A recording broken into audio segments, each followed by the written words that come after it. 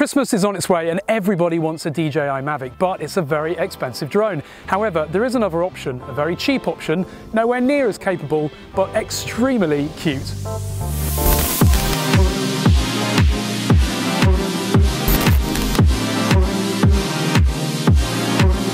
So, starting to look at all familiar, anybody? Oh, it's just the cutest little drone ever. Now, I'm sure I've said that about 50 times on this channel about other small micro drones that I've reviewed, but the fact that this is based on a full-size drone really does make it just that bit cuter.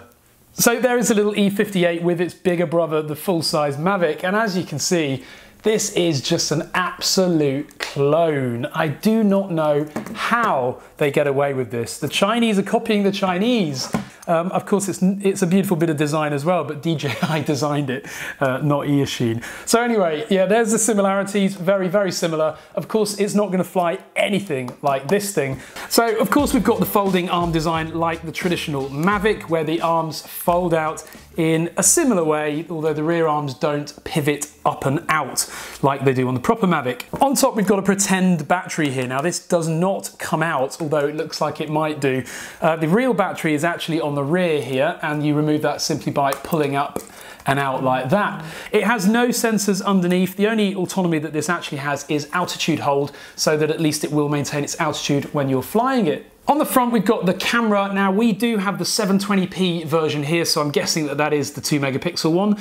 And the camera is tiltable as well. So with your finger there, you can just tilt it up and down. But of course, it's not tiltable electronically during flight, which is a bit of a shame.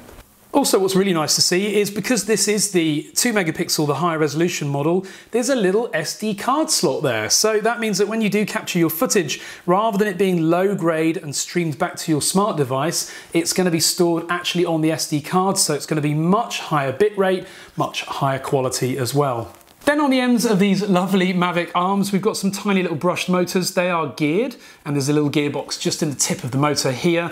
And then finally, just on the rear, we've got a little LED there. Also, just beneath the light is a little antenna. That's for the 2.4 gig control that connects it to the transmitter. And I think we've got 2 LEDs on the front as well, where the pretend obstacle avoidance sensors are. Obviously, this doesn't have obstacle avoidance. So as with the actual aircraft itself, this is also a bit of a replica of the Mavic transmitter. I doubt that these antennae are at all functional, but we'll put them up because it looks better.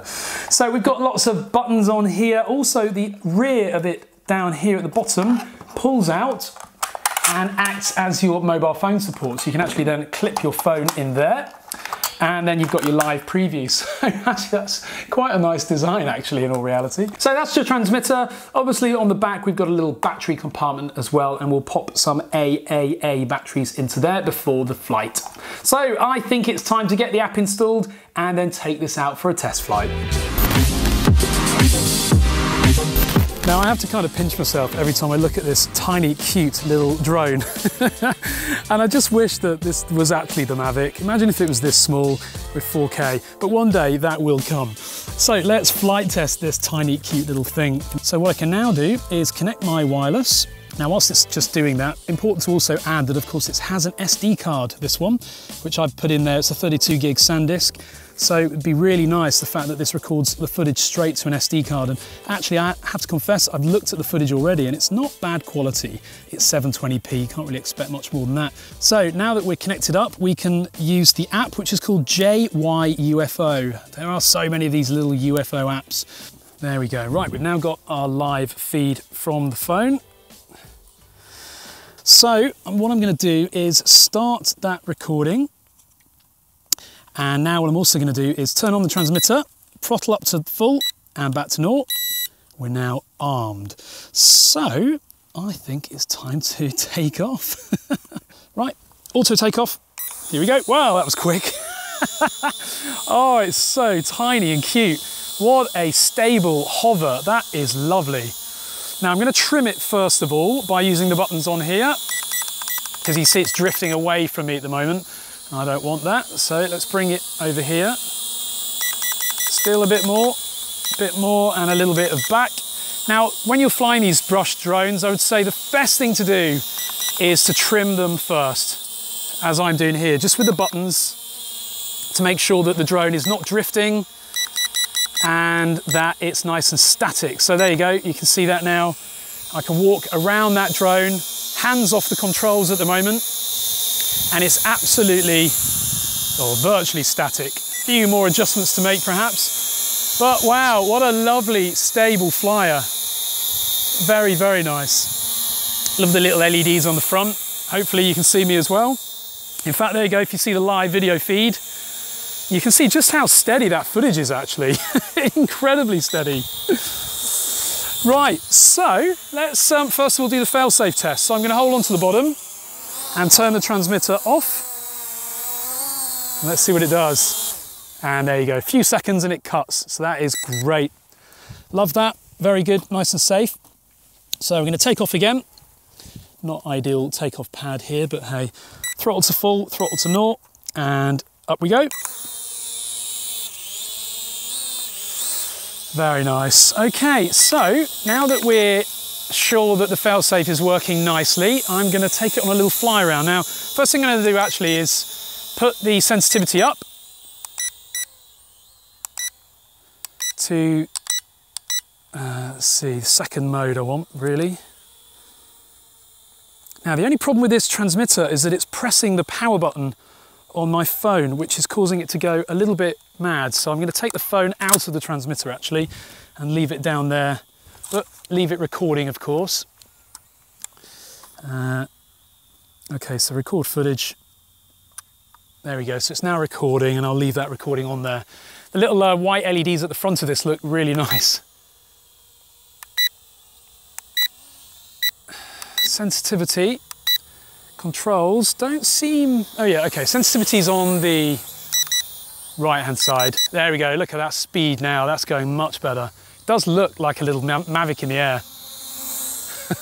Very, very quiet drone as well, very quiet indeed. If I just do a fast pass. Yeah, very, very quiet. And it looks so good in the air. Do another little pass. This is at full sensitivity at the moment. You might see a hot air balloon over there in the distance, just about to take off. So this flies, whoa, nearly hit myself in the face. Should have fitted the prop guards. Flies really, really, really well.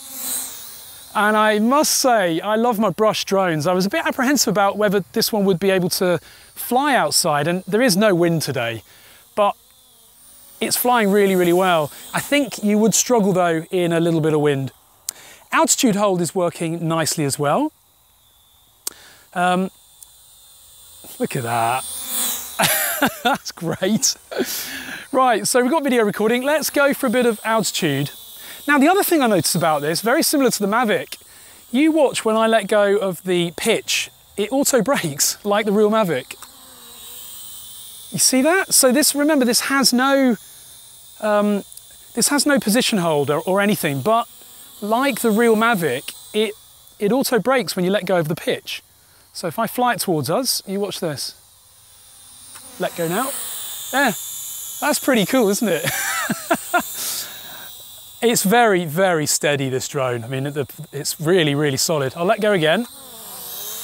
I mean, it comes to a standstill. That's really impressive. Right, let's get some height. In fact, just before we do, I'm going to stop and start recording in case we get disconnected for any reason. And start recording again. Getting some lovely footage now that you can see on the screen. And I'm just going to trim it a little bit more, just so it's nice and steady when we get it up in the air. That's nice. Right, so let's go for some altitude. And I think on a day like today, it's going to look beautiful. Looks like no restrictions on how high this one can fly. Oh, I say that, but no, yeah, it's still going. Ah, now it does have an altitude limit. Now that's very similar to another drone called the DroningON drone, which also had an altitude limit. So this seems to be a new thing that manufacturers are imposing. Now, bear in mind, this has got no position hold. I'm giving no inputs right now, and that is sitting there on the spot. It's not moving, which I'm absolutely amazed by, actually.